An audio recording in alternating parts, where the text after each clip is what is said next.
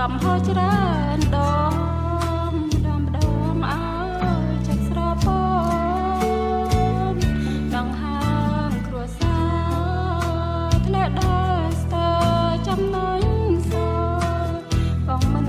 គិតប្រពន្ធកូនស្ងួនរផ្អាត្រីខាងស្រើគ្មានអ្នកណាចង់ជាប់ឈ្មោះមេម៉ាយទេចង់រួចជួបជុំដោយគេប៉ុន្តែធ្វើមិនได้ទេព្រោះអមទឹកភ្នែកយំយ៉ែងពីបាទ្រាំនៅមានតែใจភ្លឺឲ្យបងទៅតាមចិត្តចង់ទ្រាំមានដែនកំណត់ទ្រាំហត់ក៏យូរណាស់ដែរ